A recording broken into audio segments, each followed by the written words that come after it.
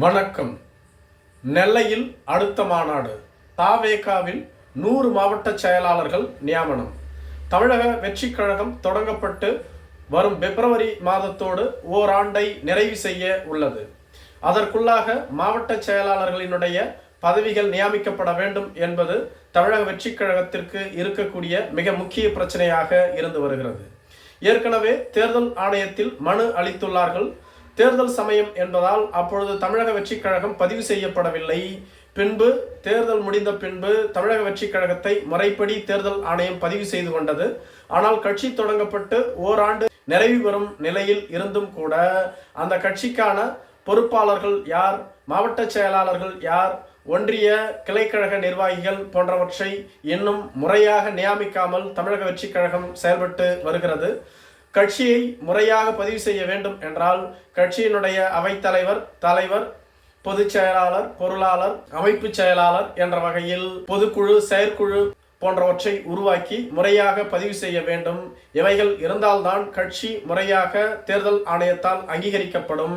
எனவே அதற்காக முதல் கட்ட பணிகளை தமிழக வெற்றிக் கழகம் தொடர்ந்து தயாரித்து வருவதாகவும், மேலும் தமிழக வெற்றிக் கழகத்தில் தற்பொழுது 100 மாவட்ட செயலாளர்கள் பதவியை உருவாக்க திட்டமிட்டிருப்பதாகவும் கூறப்படுகிறது. பெரிய மாநகராட்சிகளுக்கு அதிக அளவு மாவட்ட செயலாளர்களை உருவாக்க திட்டமிட்டுள்ளதாக சொல்லப்படுகிறது.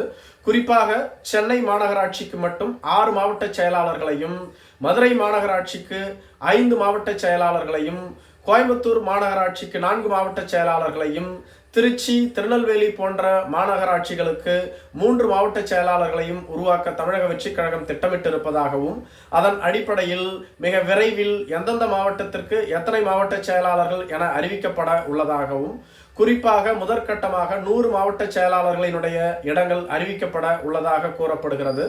மேலும் மாவட்ட செயலாளர்கள் நியமனத்தை தொடர்ந்து ஒன்றிய மற்றும் கிளைக்கழகங்களினுடைய நியமனம் நடைபெறும்.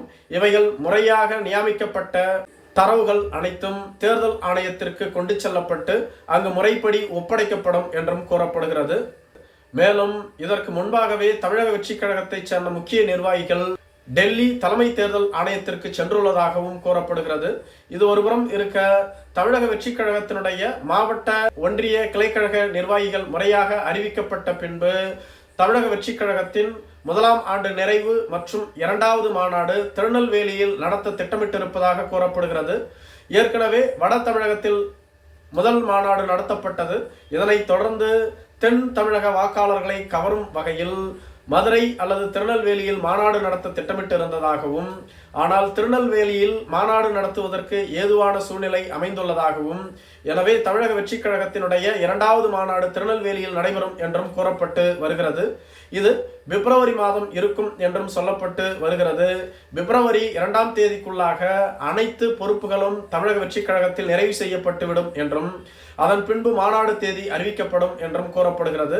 2வது மாநாடு முடிந்த பின்பு தமிழக வெற்றிக் கழகத்தின் தலைவரான திரு விஜய் அவர்கள் தமிழகம் முழுவதும் சுற்றுப்பயணம் செய்ய உள்ளதாக கூறப்படுகிறது. இவை அனைத்தும் தேர்தலுக்கு முன்பாக நடத்தி முடிக்கப்பட்டு விட்டால் தேர்தலில் போட்டியிட்டு தமிழக வெற்றிக் கழகத்தை ஒரு மிகப்பெரிய கட்சியாக வளர்த்தெடுக்க இது ஏதுவான சூழ்நிலைகளை உருவாக்கும் என்றும் தமிழக வெற்றிக் கழகத்தினுடைய நிர்வாகிகள் கருதுவதாக அக்கட்சியின் சார்பில் அறிவிக்கப்பட்டுள்ளது. நன்றி.